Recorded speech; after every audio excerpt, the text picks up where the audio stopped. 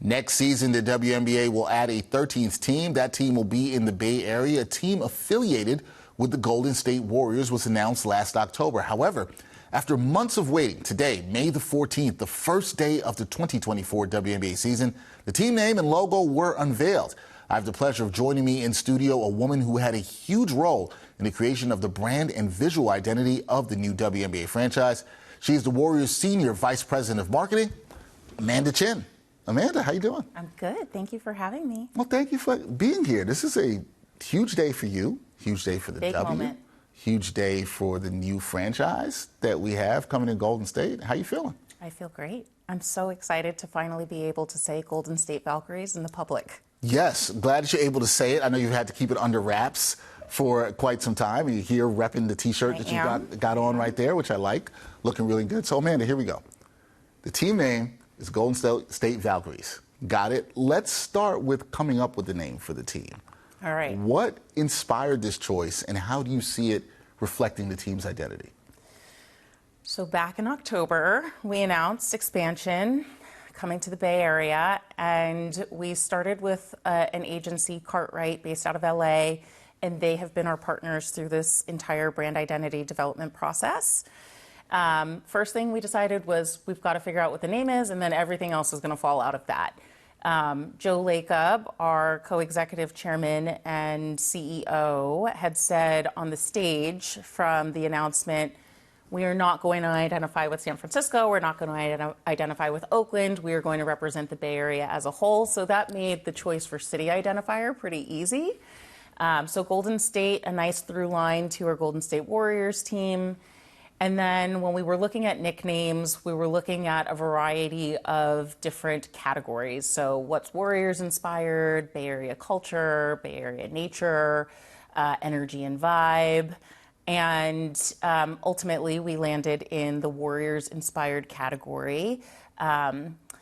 We surveyed fans and got some feedback there as well. And so that was a piece of the process that I think was really important. But Valkyries is a host of women warriors. It's a group of women warriors that are responsible for granting an honorable afterlife.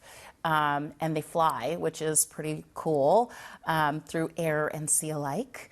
And when we got into the logo identity process, we really wanted to make sure that there was lots of storytelling opportunities that could pair with the actual name. So we obviously took a different vantage point of the Bay Bridge, and there are some fun Easter eggs throughout the logo. And then from a color standpoint, again, really obviously had considered Warriors colors, but wanted to open up the palette to be able to tell the best story for the Valkyries brand.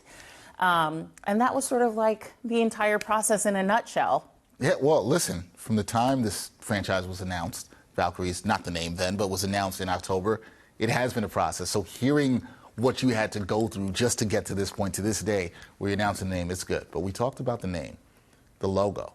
I like the logo. There's a lot of detail in this logo that I like. You've got rich symbols in the logo, from the Bay Bridge to the sword. Could you break down the logo's elements and what each thing symbolizes here as best as you can? I can. I think, one of the key things here was leaning into the fierceness of the name. So a lot of sharp angular features. We really wanted to reinforce the V in Valkyries, and so took that V as sort of the container shape for the actual logo. Also sort of symbolism for victory. And like we talked about earlier, it's a different view of the Bay Bridge. So the tower of the bridge is doubling as a sword going down the center of the logo. The cables of the bridge are sort of forming wings. We talked about Valkyries can fly, a very strong telegraphic symbol of Valkyries. And then the 5 triangles on each side of the sword that are formed within the wings or the cables are representing the 5-on-5 player action on the court. And then there are 13 total lines coming down from the top of the tower or within the V, as we are the 13th team to join the WNBA. So lots of rich, cool storytelling. Yeah, I like that. Anytime you have that in a logo, any jerseys you see, I really love that, right? And the logo, what I also like, it's got its own unique color. The choice Valkyrie Violet is its own color. It's distinct. It's different from traditional colors of the Warriors, as you mentioned. What was the rationale behind the color choice? Was it just, hey, we don't want to have the same thing that the Warriors have, or was there more behind that?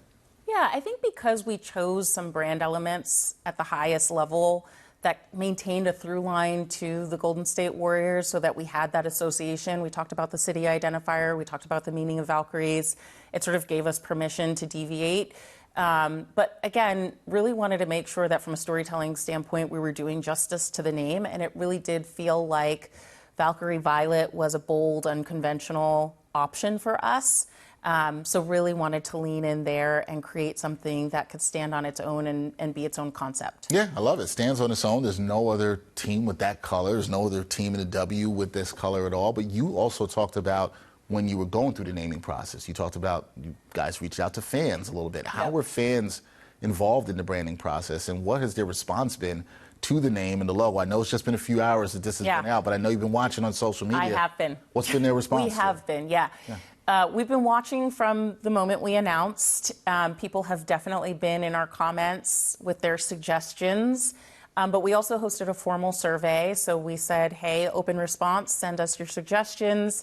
And we got thousands of responses. And there was one name that came up more than any other name by far, and that was Valkyries. I think if you look in the comments today, you will see that more often than any other name.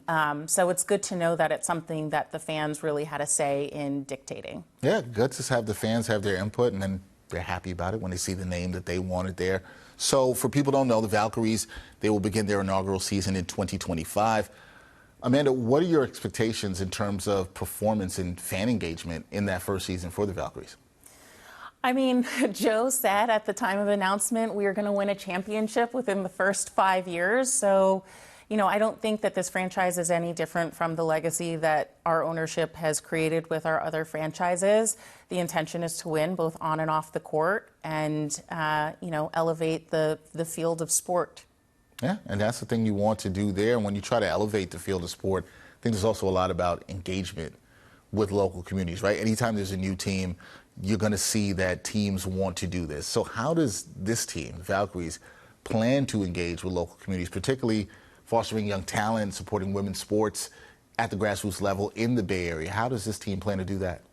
Yeah, I mean, community is everything. We're actually having a block party on Saturday in Thrive City. Nice.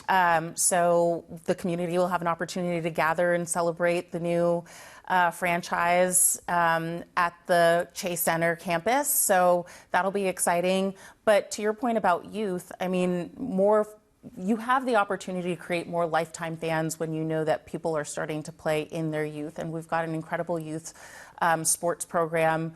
And our academy is really working hard to develop additional programming around young girls having access to the sport. So those are some of the key areas where we're focused on just to make sure that the community has access to us. Yeah, the community definitely wants to have access to the Valkyries. Last thing for me, Amanda, looking ahead, what legacy do you hope that the Valkyries will create in the WNBA and in professional sports? Yeah, I mean, I hope that we do win. And that is a piece of creating a legacy. But, you know, beyond winning, when ultimately there are highs and lows of the on-court performance, I want to make sure that fans feel like they're gaining some entertainment value and that they want to show up for this team regardless of the on-court performance, that there's passion and they're rooting for us when we're playing well and when we're not playing well. So come to the games, buy the merch, engage on social, do all the things because there's reverence for the Golden State Valkyries. Oh, the Valkyries, they're here.